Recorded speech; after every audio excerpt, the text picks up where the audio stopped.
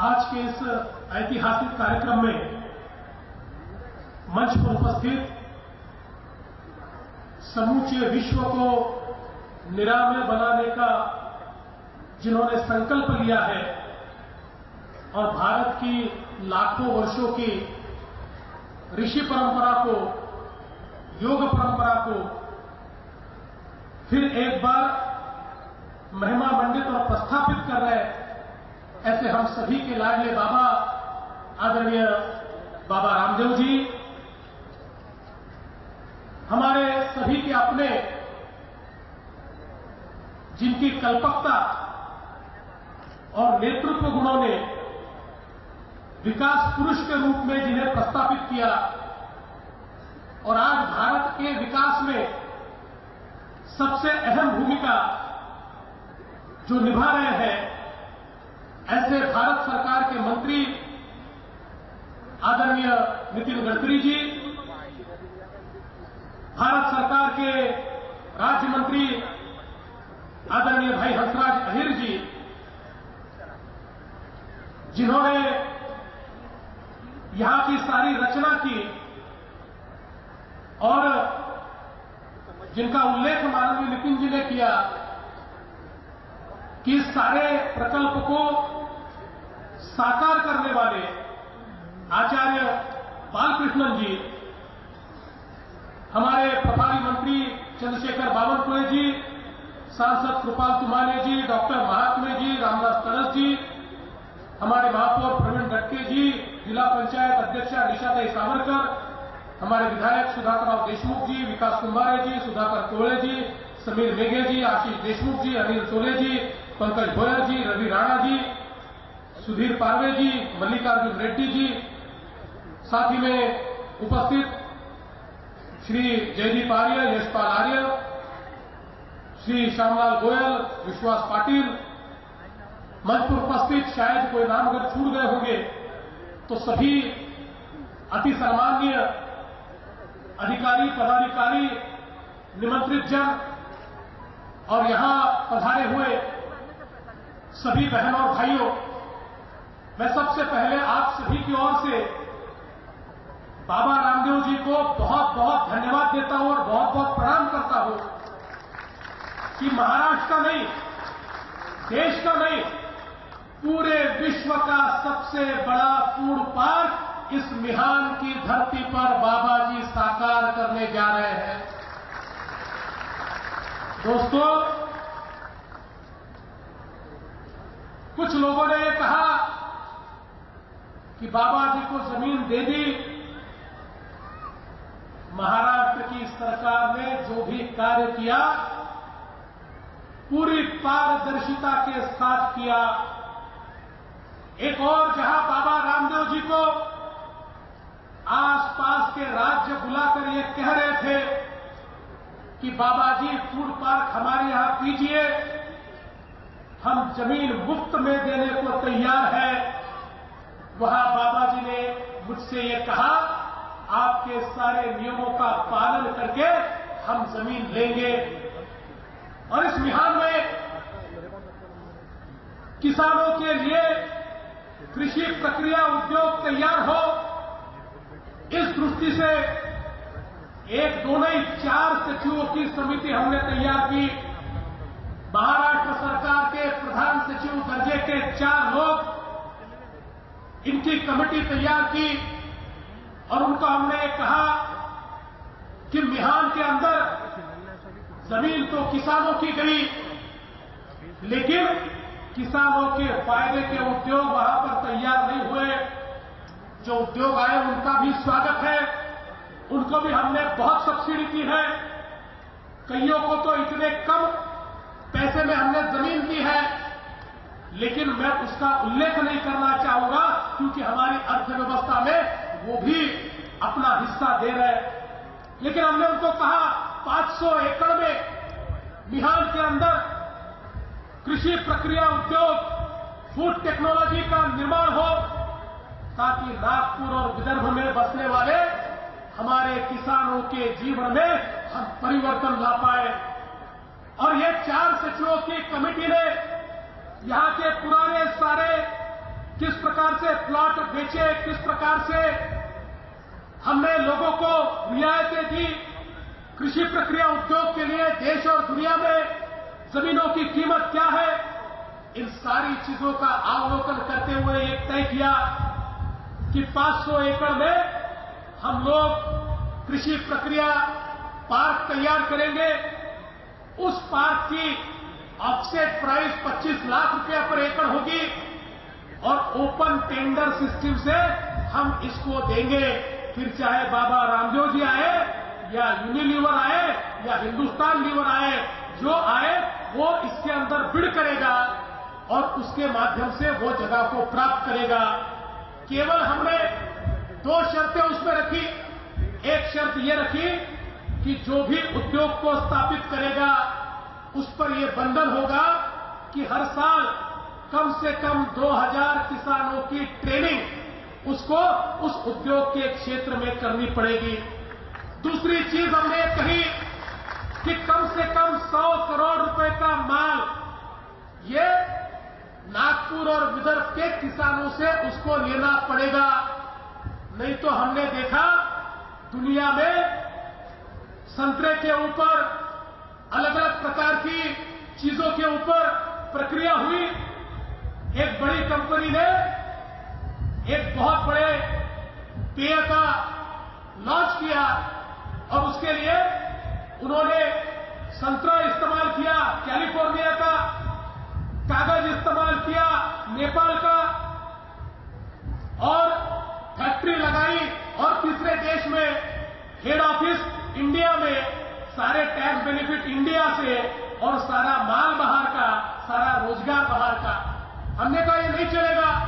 जिसको यहां फैक्ट्री लगानी है उसके ऊपर दूसरा बंधन यह होगा कि उसे यहां के किसानों से माल परचेज करना पड़ेगा। उसका बंधन हमने डाला। और तीसरा छोटा बंधन हमने डाला। अक्सर हमने देखा बिहार में 15-15 साल पहले लोगों ने जमीनें ली, आज जमीनें के भाव बढ़ गए, उस जमीन के ऊपर एक भी इंडस्ट्री लगाई नहीं और अब नितिन जी के और हमारे यहां चक्करे मारते हैं और कहते हैं अब यहां पर हमको हाउसिंग इंडस्ट्री करने दो। उनको पता है जमीनों के भाव बढ़े हैं तो उसमें से फायदा मिलेगा। हमने कहा फूड पार्क में जो जमीन मिलेगा उसको 1 साल के भीतर वहां पर इन्वेस्टमेंट करना पड़ेगा। इन केवल 3 शर्तों के साथ हमने ओपन टेंडर निकाला।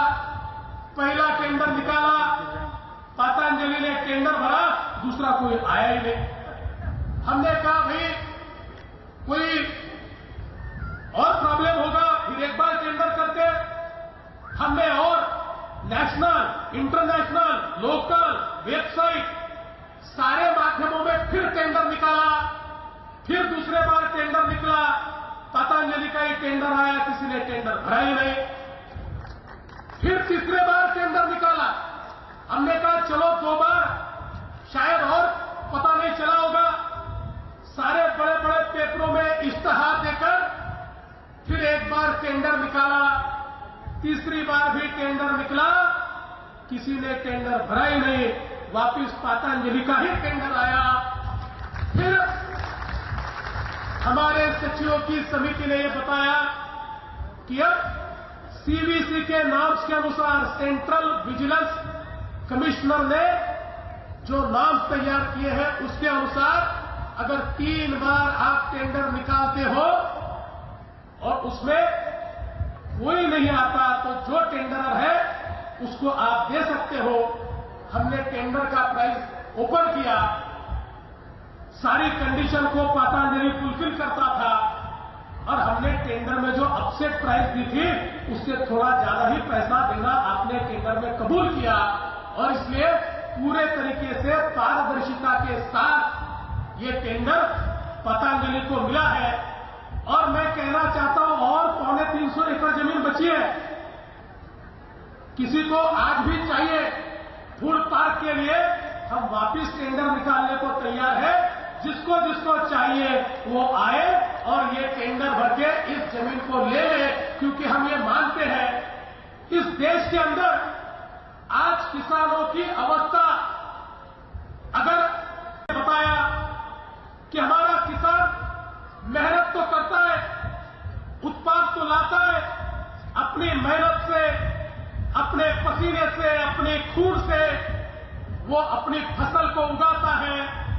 लेकिन उस फसल के ऊपर प्रक्रिया करने वाले उद्योग न होने के कारण हमारे किसान को अपना माल बाजार में बिचौलियों को बेचना पड़ता है। बिचौलिए कम भाव में माल लेते, माल का होर्डिंग करते और उसके बाद जब आता है तब उसको मार्केट में लाते हैं।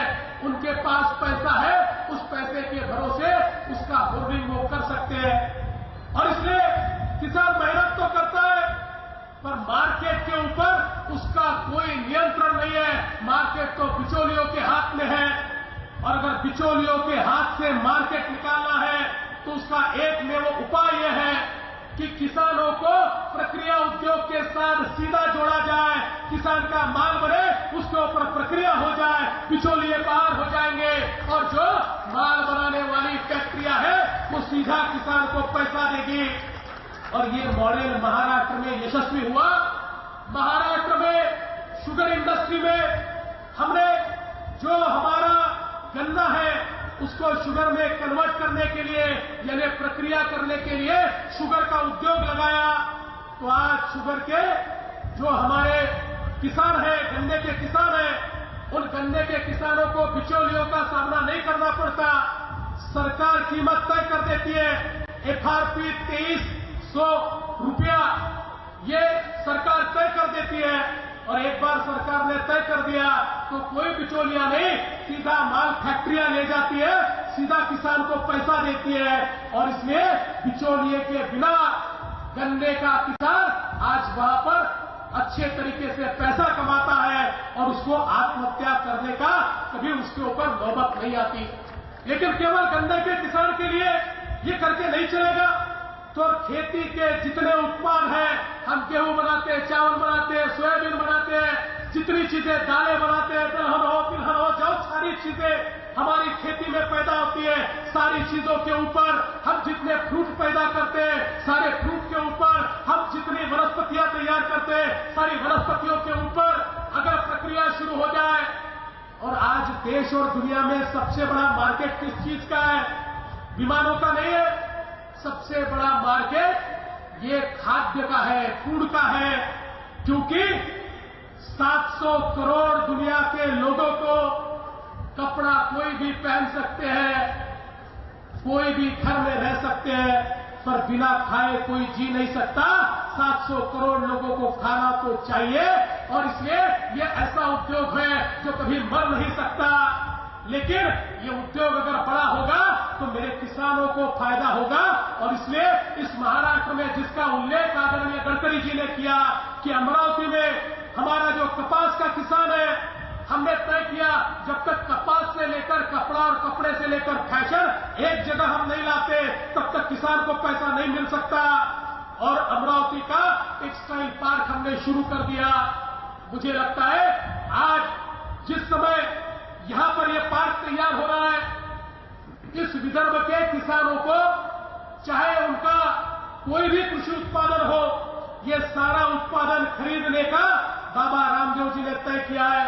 मुझे तो बाबा जी ने यह कहा कि हम तो भाई साहब आपकी प्राइस कुछ भी हो, हम तो अपनी प्राइस घोषित कर देंगे और लोगों को कहेंगे हमारी प्राइस में आप हमको दो और हमसे ज्यादा कोई देता है तो उसको दो। और उनका दावा है उससे ज्यादा किसान को कीमत कोई दे नहीं सकता, सीधे हमारे को बेच दो, सारी प्रक्रिया हम करेंगे, बिचौलिए निकल जाएंगे। तो बिचौलियों के पास जो पैसा जाता है वो किसान के पास जाएगा। दोस्तों, अभी मुझे हमारे आशीष देशमुख जी कह रहे थे कि आज के दिन का एक महत्व है और वो महत्व क्या है? तो यूनाइटेड नेशन ने आज के दिन को आत्महत्या प्रतिबंधक दिवस के रूप में प्रस्तावित किया है और दुनिया से आत्महत्या समाप्त हो, इसलिए आज का दिन 2003 से मनाया जाता है आत्महत्या प्रतिबंध दिवस। इस विदर्भ में जिस समय हम किसानों की आत्महत्या देखते हैं तो हमें केवल दुख नहीं होता, रातों की नींदें उड़ जाती है। हमारे नितिन जी ने विरोधी पक्ष में रहते हुए भी इतने बड़े पैमाने पर इन किसानों को न्याय मिले, इसलिए एक बड़ा आंदोलन पूर्ति के माध्यम से खड़ा किया। और आज जब हम सत्ता में हैं और सारी दुनिया को यहां पर ला सकते हैं, तो नितिन जी ने लगातार ये प्रयास किया कि अब ये किसानों को अच्छे से अच्छी तकनीक मिले, अच्छे से अच्छा इनपुट मिले, अच्छे से अच्छा खाद मिले और इनके जीवन में परिवर्तन हो। मैं ऐसा मानता हूं, आज का ये दिन आत्महत्या करने वाले हमारे जो किसान भाई हैं, उनके परिवार को एक नई सुबह दिखाने वाला दिन है। और मैं बाबा रामदेव जी का इसलिए आभार व्यक्त करता हूं। बाबा रामदेव जी को मैंने निवेदन किया कि जो हमारे आत्महत्या करने वाले किसान हैं, उनके परिवारों को भी यहां पर रोजगार मिलना चाहिए।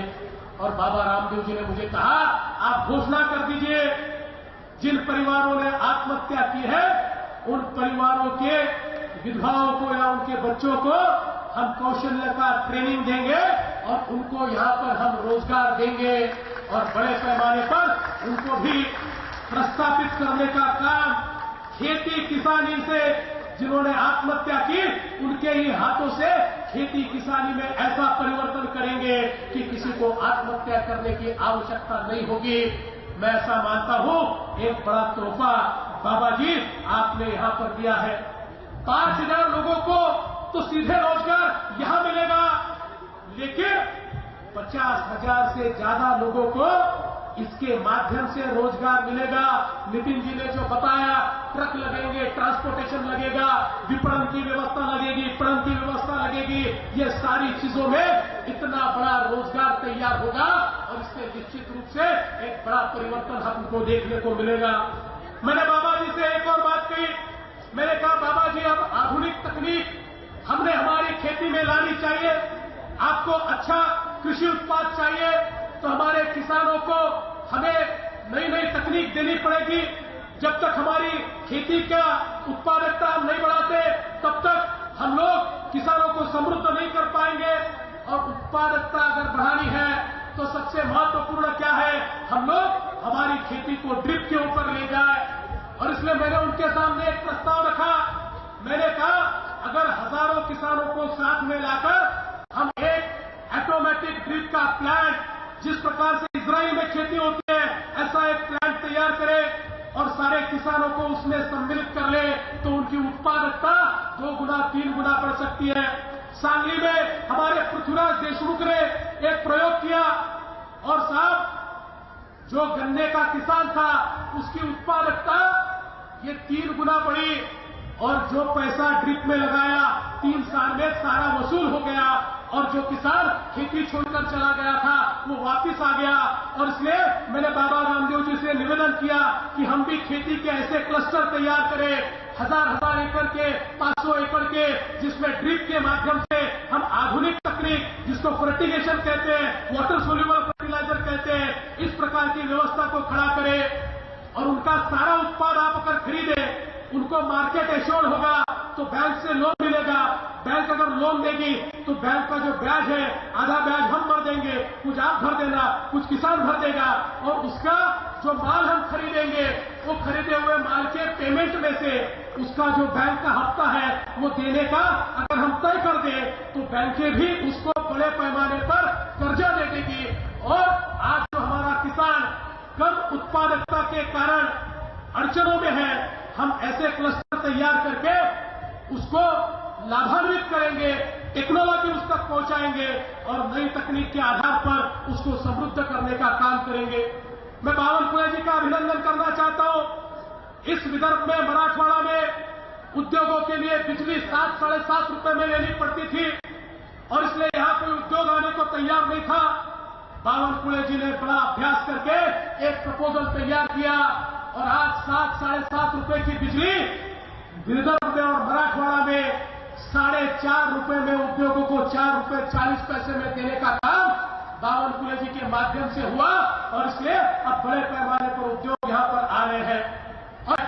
और इसलिए बावनकुळे जी ने कहा किसान को 8 घंटे बिजली देते थे, अभी आने वाले 3 महीने में खेती का सारा सीजन है और इसलिए उन्होंने निर्णय किया 750 करोड़ रुपया राज्य की सरकार हमारी बिजली कंपनी को देगी और 8 घंटे की जगह 12 घंटे बिजली हमारे किसानों को हम देंगे।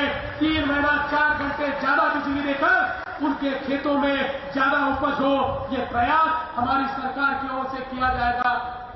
मैं आपको विश्वास दिलाना चाहता हूं, ये सरकार किसानों की सरकार है, इसीलिए बाबा रामदेव जी को यहां पर लाया है। और मैं तो भाई कृष्ण जी की सारी जो अद्भुत उनकी क्षमता है उससे आश्चर्यचकित हूं। ये व्यक्ति पहली बार जब मुझसे चर्चा करने के लिए आया तो मैं तो ये मानता था कि मैं नागपुर का हूं, इसलिए मिहान मुझे पता है। इन्होंने मेरे सामने नक्शा खोल दिया और नक्शा खोल के नक्शे के ऊपर मुझे ही समझा दिया कि कौन सा प्लॉट कहां है, कौन सा रास्ता कहां से कहां जाता है, और इसके साथ साथ नागपुर के आसपास कौन सी कृषि उपज है, चंद्रपुर में कौन सी है, वर्धा में कौन सी है, उसको किस प्रकार से परिवर्तित किया जा सकता है, किसानों को कितना ज्यादा पैसा मिल सकता है, और सारी चीजें स्वयं वहां जाकर केवल हवा में बात नहीं है, उनके पास विदर्भ के लिए पूरा प्लान तैयार है। गढ़चिरौली का प्लान तैयार है। नितिन जी ने जो बात कही, मुझे विश्वास है, गढ़चिरौली हो, देशमुख जी आपने काटोल के संतरा प्रक्रिया की बात की। आपको पता नहीं, बाबा जी तो ये कहते हैं कि हमारे देश में जो संतरे का जूस आता है वो संतरे का है ही नहीं, और उन्होंने कहा मैंने तय किया है कि इस विदर्भ के संतरे के जूस से पूरे देश को हम भर देंगे, पूरे देश में विदर्भ के संतरे का जूस हम ले जाएंगे। तो इसलिए आपकी जो मांग है राणा जी, आपकी अमरावती की मांग है, मुझे विश्वास है कि एक मॉडल हम तैयार करेंगे और पूरे विदर्भ में ये मॉडल यहां पर हम प्रस्तावित करेंगे। और मुझे विश्वास है नितिन जी जैसा एक नेता हमारे पास है, जिसके पास कल्पकता है, क्षमता है, और आज देश का कोई भी उद्योगपति नितिन जी को ना नहीं कह सकता। नितिन जी अगर कहते हैं कि आपको विदर्भ में आना है तो उद्योगपति आने के लिए तैयार है, और इसलिए एक प्रकार से सारा वातावरण यहां का बदलकर कृषि आधारित उद्योग, और नितिन जी को 2 और धन्यवाद मैं दूंगा कि नितिन जी आपने जो ड्राई पोर्ट की योजना तैयार की, खासकर वर्धा में और जालना में, ये ड्राई पोर्ट केवल उद्योगों को नहीं, इस ड्राई पोर्ट के माध्यम से हमारा जो कृषि उत्पाद है वो कृषि उत्पाद हम देश और दुनिया में भेज पाएंगे। मेरे पास जो हमारे अखाती देश है, अरब देश है, उनके लोग आए, उन्होंने कहा हमारे यहां कुछ पैदा नहीं होता, अगर भारत देश पैदा करके हमारे यहां एक्सपोर्ट करना चाहे तो हम आपके साथ एमओयू करने को तैयार है। तो दुनिया तैयार है, मार्केट तैयार है, बस क्वालिटी की आवश्यकता है। और बाबा जी आपने तो ऐसी क्वालिटी ला दी, रोज एक नया जोक हमको सुनने को मिलता है। आज किसी ने कहा कि रामदेव बाबा जी में ये क्षमता है, बोले अभी वो जियो जो है, ये जियो लॉन्च हुआ तो किसी ने कह दिया भैया जियो मत खरीदो, जियो तो केवल डेटा देगा, बाबा जी अगर लॉन्च करेंगे तो डेटा के साथ साथ आटा भी देंगे। तो जो क्वालिटी, देखिए जो नितिन जी ने बात कही वो बहुत महत्व की है कि हम स्वदेशी की बात करते हैं, लेकिन स्वदेशी अगर क्वालिटी नहीं देंगे तो लोगों तक हम पहुंचा नहीं पाएंगे। जो क्वालिटी आज पतंजलि के माध्यम से बाबा जी आप दे रहे हैं, जिस प्रकार से मार्केट में आपकी आज पैठ है, मुझे विश्वास है कि ये सारी चीजें बदलेगी। और आपने सबसे बड़ी बात आज क्या की, तो एक और आपने टेंडर के माध्यम से ये जमीन खरीदी, लेकिन बिहार में जो एसईजेड है, उस एसईजेड में एसईजेड की कीमत पर 1 पैसा आपने कम नहीं किया। आपने कहा एसईजेड में जो आपकी कीमत है उस कीमत पर हम जमीन लेंगे, और आपने आज 10 करोड़ रुपया उसका भी दिया। मुझे इस बात का विश्वास है कि अब नागपुर का नाम ये दुनिया में जाएगा, क्योंकि बाबा जी ने सीधा हिसाब लगाया, भाई भारत के लोगों की सेवा करनी है तो सस्ती चीजें देनी पड़ेगी, और इसलिए वहां पर जितने ज्यादा से ज्यादा हम रियायत दे सकते हैं, रियायत देने की कोशिश करें। लेकिन विदेशों में जो भेजना है उसमें तो कीमत सस्ती देने की आवश्यकता नहीं है, और इसलिए एसईजेड में उन्होंने कोई रियायत नहीं मांगी। उन्होंने कहा भैया बाहर से कमाएंगे और यहां पर लगाएंगे, और इसलिए पूरी कीमत देकर उन्होंने इस जमीन को खरीदा, और अब इस एसईजेड से माल बनेगा, सीधा विदेशों में जाएगा। और पतंजलि नागपुर, विदर्भ और महाराष्ट्र ये पूरे दुनिया में हमको प्रस्तावित होता दिखाई पड़ेगा। मैं इतना ही कहना चाहता हूं, आज का दिन ऐतिहासिक दिवस है। आज जिस प्रकार से ये शुरुआत हो रही है और बाबा जी ने मुझे कहा है 6 महीने में हम इसको शुरू करेंगे, मेरा विश्वास है जिस गति से वो कार्य करते हैं बालकृष्ण जी, जिस गति से कार्य करते हैं, निश्चित रूप से 6 महीने में वो इसको पूरा करेंगे। और बाबा जी ने मुझसे कहा था कि मैंने नितिन जी से वादा किया है कि देश का और दुनिया का सबसे बड़ा फूड पार्क ये महाराष्ट्र में नागपुर में बनेगा। मेरा विश्वास है 6 महीने में ये बनेगा। कुछ चीजें बनने में शायद साल लगेगा, लेकिन 1 साल 1.5 साल बाद हम लोग जब यहां पर आएंगे तो देश और दुनिया को बताएंगे कि दुनिया का सबसे बड़ा फूड पार्क यहां पर है और हमारे किसानों के जीवन में इस फूड पार्क ने परिवर्तन किया है। बाबा जी, मैं आपका बहुत बहुत प्रणाम आपको करता हूं। इस देश में जो क्रांति आप ला रहे हैं, इस देश में जो स्वदेशी की भावना आप जागरूक कर रहे हैं, हमारी संस्कृति को जिस प्रकार से आप प्रस्थापित कर रहे हैं, और ये सारी चीजें इसमें जो ऋषि का भाव है, आदरणीय नितिन जी ने कहा ये मेरा नहीं है, इदम न मम राष्ट्राय स्वाहा, ये राष्ट्र का है, मेरा नहीं है। और इसलिए इसमें का 1 पैसा मेरे बैंक अकाउंट में नहीं जाता, सारा का सारा पैसा राष्ट्र के लिए जाता है। इस भावना के साथ आपने इसको पूरा किया, मैं आपको बहुत बहुत नमन करता हूं और फिर एक बार आपका अभिनंदन करते हुए अपने शब्दों को विराम देता हूं। जय हिंद, जय महाराष्ट्र, जय भारत, वंदे मातरम।